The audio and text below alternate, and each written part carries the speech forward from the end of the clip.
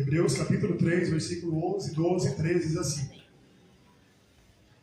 assim jurei na minha ira, que não entrarão no meu repouso.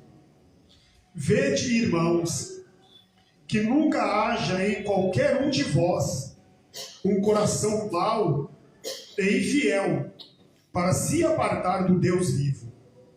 Antes, exortai-vos uns aos outros, todos os dias, durante o tempo que se chama hoje, para que nenhum de vós se endureça pelo engano do pecado.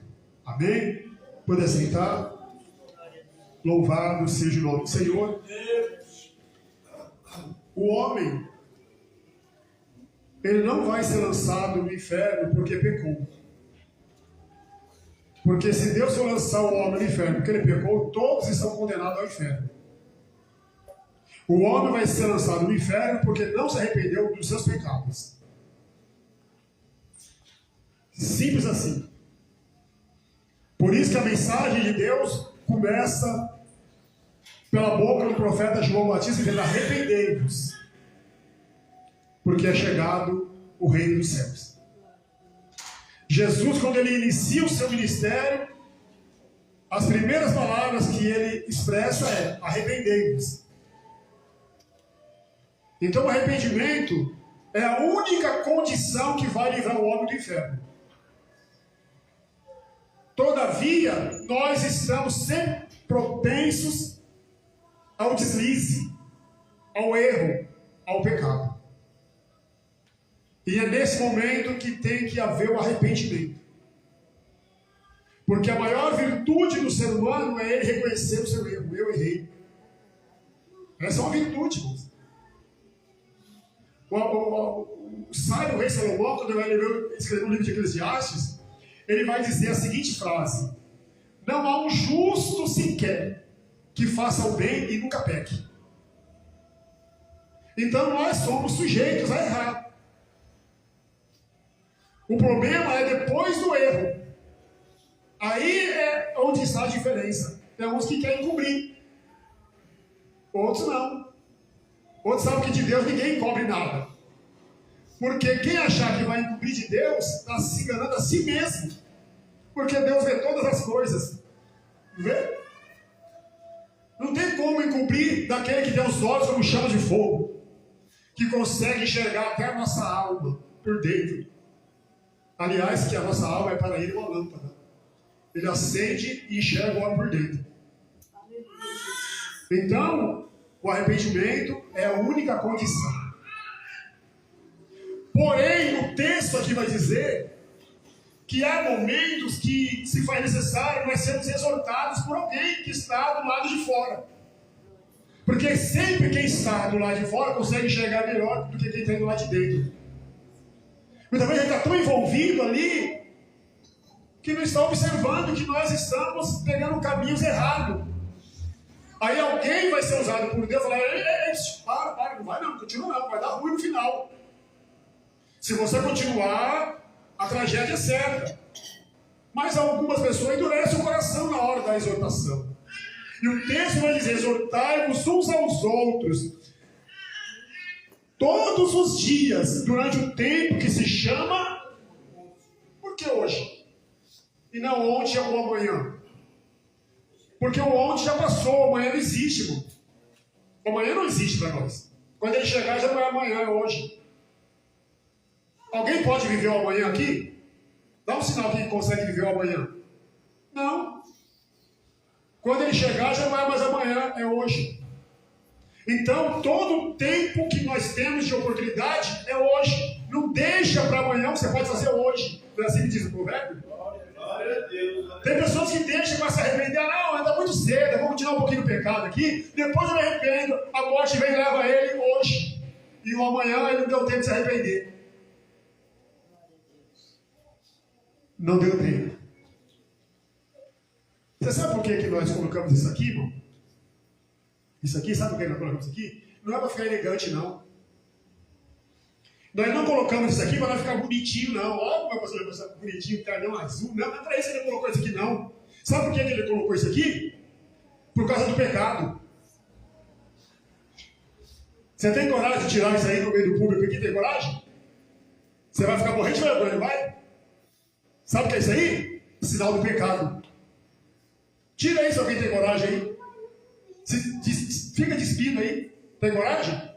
Eu tenho certeza que não tem nenhum corajoso aqui de fazer isso. Vai ficar vermelho de vergonha quando todo mundo ficar olhando para ele. Vai ou não vai? Vai ou não vai? A criança, quando ela começa a sair do período da inocência e entrar no período da consciência, ele já não gosta mais que ninguém vê ele sem roupa. É ou não é? Aí, se é a menina e o pai chega, ela já pede para a mãe esconder ela. Pai, vai pra lá que eu estou me trocando. Criança, falando de criança, não falando com adolescente não, tá? É assim, não é? Por causa do pecado. Então, deixa eu dizer uma coisa para você. Grave isso que eu vou dizer para você.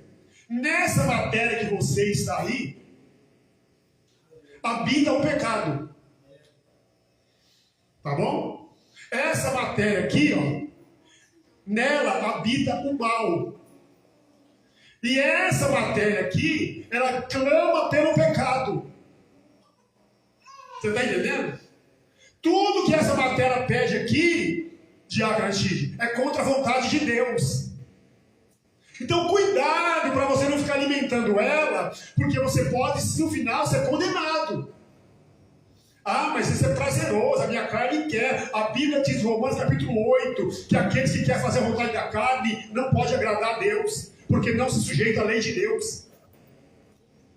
Toda vez que a sua carne gritar que ela quer algum prazer, que é momentâneo, ela vai te levar para longe de Deus. E longe de Deus, você está perdido. Você está vulnerável ao diabo. Porque o pecado leva o homem a prisões. A prisões. Então nós vemos aqui o escritor dizendo que não é para nós deixar a nossa confissão de obediência a Deus e sermos fiéis até o fim. Porque tem uma esperança proposta. Tem uma esperança. Tem pessoas que querem ficar alimentando os prazeres da carne. Toda vez que eu cubro essa carne aqui, é porque eu estou com vergonha do pecado. Não é isso? Quando eu começo a despir essa carne aqui, é que eu estou perdendo o temor de Deus e o pecado já não me faz mal mais. Cuidado, irmão. Quando você começar a despir demais, significa que o pecado já não está mais causando mal em você. Está entendendo? Porque toda vez que o pecado, você tiver consciência dele, a tendência é você cobrir o corpo. Você não expor as suas vergonhas em lugar nenhum. Em lugar nenhum. Porque o único momento que Deus nos dá a oportunidade de mostrar as nossas vergonhas é no leito de núpcias, que é um lugar sagrado. Fora isso aí, toda vez que eu vou me despir desse corpo aqui, eu estou perdendo o temor de Deus e perdendo a noção do pecado. Aí o escritor vai dizer, vede que nunca haja em qualquer um de vós um coração mau e infiel para se apartar do Deus vivo. O pecado, ele causa endurecimento na consciência, irmão.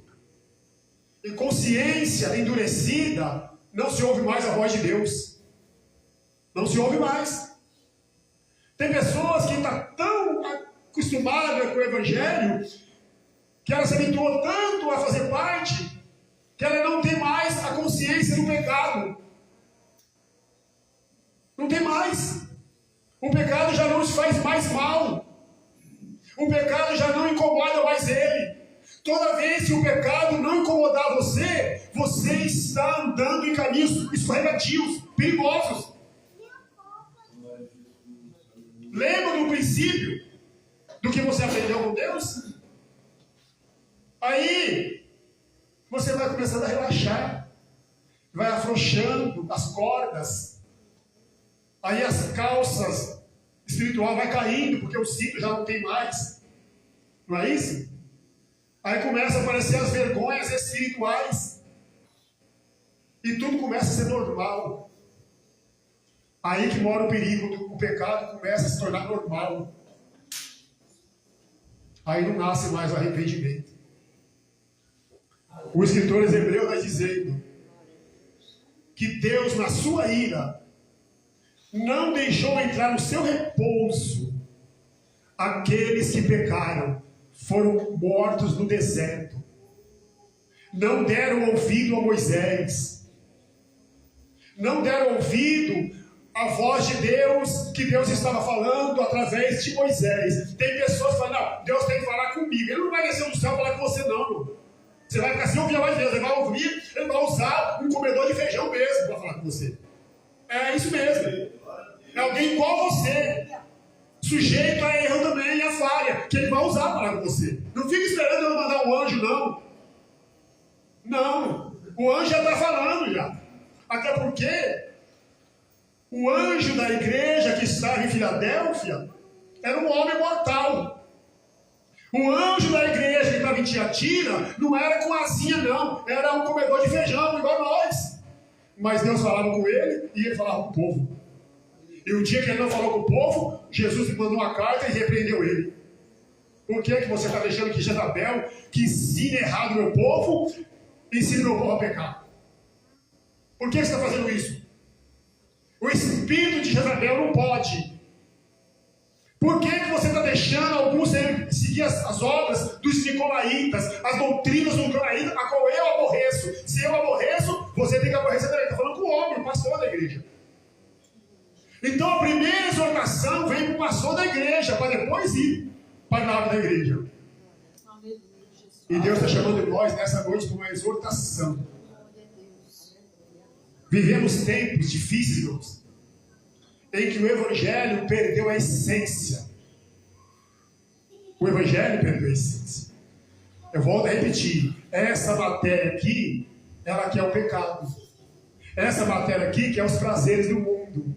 Essa matéria aqui quer fazer aquilo que os homens sem Deus fazem. Mas Jesus chega dizendo uma frase que destrona todo ensinador mentiroso, todo pastor enganador, todo falso profeta. Sabe qual é a palavra que Jesus fala? Aquele que quiser salvar a sua vida, perdê-la. Glória a Deus, aleluia. Você sabe o que significa isso, irmão? Aquele que quer salvar a sua vida? Não é uma pessoa que está próxima a morrer e fala, não, eu não vou morrer, não, eu não vou. Não é isso não, irmão. É aquele que não quer perder os prazeres da vida que a carne precisa satisfazer, que a carne tem desejo de satisfazer. Não, ele quer ganhar dos dois lados. Ele quer ganhar aqui, mas também quer ganhar lá no mundo. Ele quer viver uma vida com Deus, mas também não quer deixar os prazeres que o mundo oferece. Aí fica inventando desculpa. Não, porque Deus criou isso, criou aquilo outro, foi para mim curtir, foi para mim deliciar. Mentira, irmão. Tudo tem um propósito mesmo para satisfazer o pecado. Glória a Jesus, aleluia. A água doce é uma torneira que o SAI não tem registro de fechar. Ou a Sabesp. Tem? Tem alguma torneira da nascente de água que a Sabesp tem lá o registro para fechar? Você conhece? Sabe quantos milhões de litros de água, de tantas nascentes de água doce, que brota água dia e noite sem parar, irmãos? Sem parar? Na caixa d'água da minha casa, da sua talvez, lá de 1000 litros, tem uma boia, não tem? Se aquela boia falhar, sabe o que acontece? Aquela caixa transborda. Não é?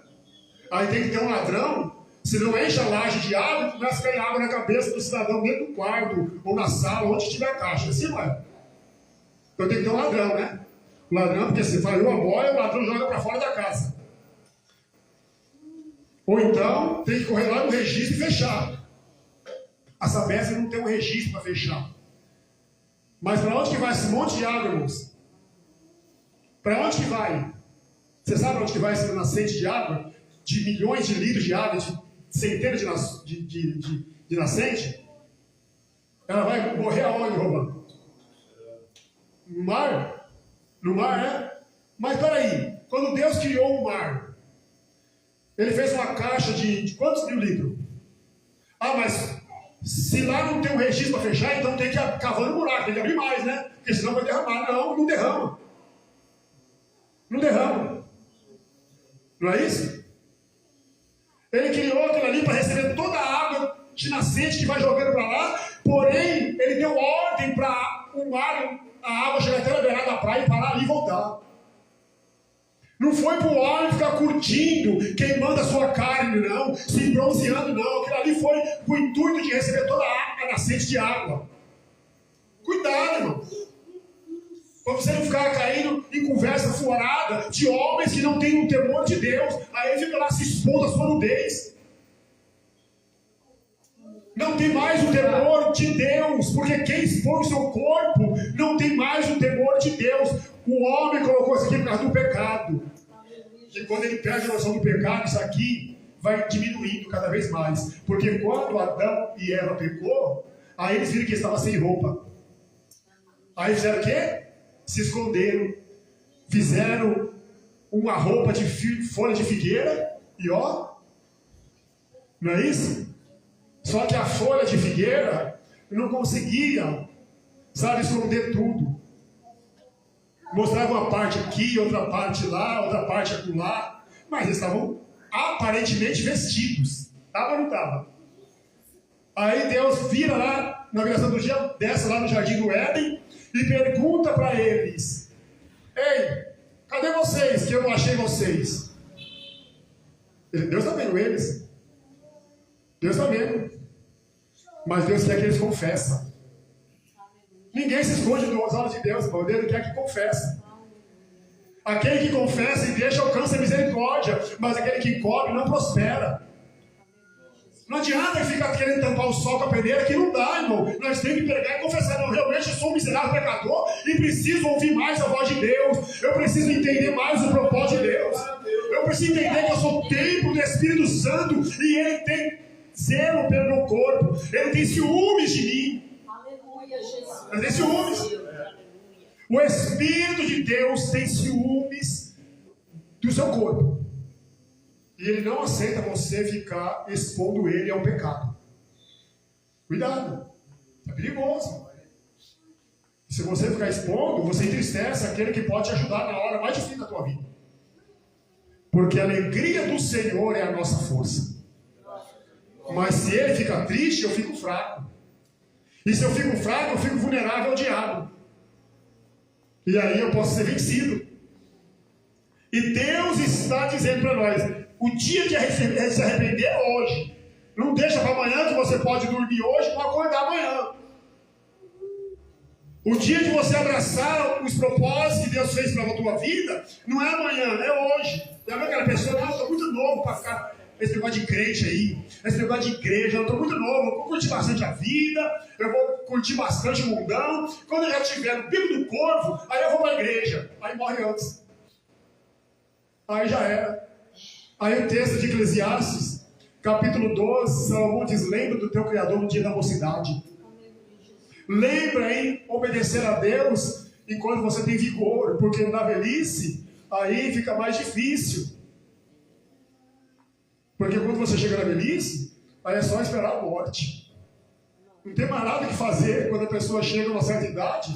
Não que a morte não pode chegar para o novo, né? Mas o novo ainda tem muitos projetos na vida. Uma pessoa com a idade do pastor João Batista, com 80 e quase 90 anos, a nossa irmã Maria passou dos 90. Qual a expectativa de vida agora, irmãos? Não estou profetizando isso na vida deles, não. Minha vontade é que eles vivam mais 500 anos, mas não é a deles. Tenho certeza que não é. Porque a dor aqui, dói lá, dói a coluna, dói aqui. Quem quer ficar nesse tipo de dor aí, irmão? Mais 100 anos? Misericórdia, não é? É ou não é? Eu já estou querendo ir embora. Não tenho nem 60. Já estou cansado, já está doendo tudo já. Não é? Imagina com 80, com 90. A Bíblia diz que a duração de uma vida é 70 anos. Alguns, pela sua robustez, chegam a 80. Mas, daí para frente, é só enfado e canseira. E nós que estamos com muito vigor para servir a Deus, ficamos aí criando dificuldade. Ah, não, hoje não, amanhã não. Por quê? Porque o pecado é gostoso. Porque os prazeres do mundo é bom, mas não vai trazer a salvação. O pecado é doce no começo, mas no final ele é amargo. A Bíblia diz que no começo é suave, mas no final é como pedras no meio dos dentes. Já viu quando você vai comer um feijão? Hoje não tem mais isso, né? Já vem tudo mais moderno, né? Mas você pega uma pedra no meio do feijão, que você dá aquela mordida assim, que arrepia até a alma. Dá aquela aflição até na alma quando você morde daquela pedra que passou batida ali na hora da limpeza. Já aconteceu isso com você? Já? Comigo já. Eu não sei se já aconteceu, mas comigo já aconteceu já. Mas arrepia até a alma. Assim é o final do pecado. No começo é doce, mas no final vai doer na alma. Então a diferença é quem se arrepende. Porque nós nos tornamos participantes de Cristo, se retivermos firmemente o princípio da nossa confiança até o fim. Porquanto se diz hoje, se ouvirdes a sua voz, não endureçais o vosso coração. Porque havendo alguns endurecido o coração, provocaram a ira de Deus e morreu no deserto. Morreu perdido. E aí alguém estava lá no meio tentando despregar o que Moisés pregava. Alguém estava ali querendo tirar a autoridade de Moisés. É ou não é? Reunir ali, não. Nós vamos fazer aqui do nosso jeito. Nós vamos aqui fazer do nosso modo. Não, irmãos, não é do nosso jeito, não. Não é do nosso modo, é do modo de Deus. Do modo de Deus é diferente do nosso. O nosso modo é inclinação para o pecado. Para Deus, não. Aquele que quiser vir após mim, renuncia a si mesmo. Esse é o modo de Deus. Se você não renunciar aos seus prazeres, eu sinto ter que dizer, você está pensando em ir para o céu, mas no final não entra. Quem quer fazer o próprio prazer da carne, não pode entrar no reino dos céus. Tem que tomar cruz. Se você não aborrecer a tua carne, se você não aborrecer os seus prazeres, você vai ficar perdendo tempo no Evangelho. O Evangelho não vai te transformar. Pega a tua cruz, segue Jesus. A sua cruz, sabe qual que é a sua cruz? É diferente da minha. Tem coisas que você gosta e eu não gosto. Mas aquilo que você gosta, falando da carne, tá? Para Deus, é a sua cruz. Quando você fala, eu vou deixar para obedecer a Cristo, você vai entrar numa luta com você mesmo. Você vai guerrear contra a tua própria carne. É só você ler Gálatas capítulo 5, verso de número 16, que a carne guerreia contra o Espírito, e o Espírito combate contra a carne. Um é inimigo do outro. Um é inimigo do outro. Então nós temos em nós aqui duas personalidades. Uma externa, que é aquela que Deus fez lá no Éden, e uma interna, que é aquela que Deus assoprou nas narinas de Adão. Colocou nele o Espírito de vida. Aquele Espírito de vida, ele clama por Deus, mas a carne clama pelo pecado. Aquele que eu alimentar, vai ser o que vai me vencer. Se eu alimentar o meu espírito, eu vou estar fortalecido em Deus. Se eu alimentar os meus prazeres da minha carne, eu vou viver uma vida de derrota. O diabo não respeita quem anda na carne. O diabo respeita quem anda no espírito. Quem anda na carne não agrada a Deus, agrada ao diabo. Quem anda no espírito não agrada ao diabo, agrada a Deus. Então, para você agradar a Deus, você tem que andar em espírito, fazer a vontade do homem interior. Romanos capítulo 7, Paulo fala assim: eu encontro dentro de mim uma lei de batalha contra a lei do meu entendimento, e me prende de trás para a lei do pecado. Miserável homem que sou, porque quando eu quero fazer o bem, o mal está comigo. Mas eu encontro dentro de mim uma lei de Deus que me ajuda a combater a lei do pecado. Então ele guerreava. Havia uma guerra, um conflito entre fazer a vontade da carne e fazer a vontade de Deus. E ele diz assim: então eu vou me sacrificar para ver se eu pregando aos outros, eu não seja condenado. Eu vou pregar, mas também vou viver. Eu vou anunciar, mas também vou praticar. É isso que Deus quer de nós. Então, alimente o seu homem interior. Porque esse exterior aí, ó, nem no arrebatamento ele vai subir, tá? Esse aqui, essa matéria que você está vendo aqui, a sua que você está vendo aí, ó, você pode apalpar, ela não vai subir no arrebatamento, porque Deus já reprovou essa matéria. Por isso que quando a trombeta tocar, essa matéria vai ser transformada em outra matéria incorruptível, porque essa corruptível não pode subir. Olha como é que ela não presta, nem no arrebatamento ela presta para subir.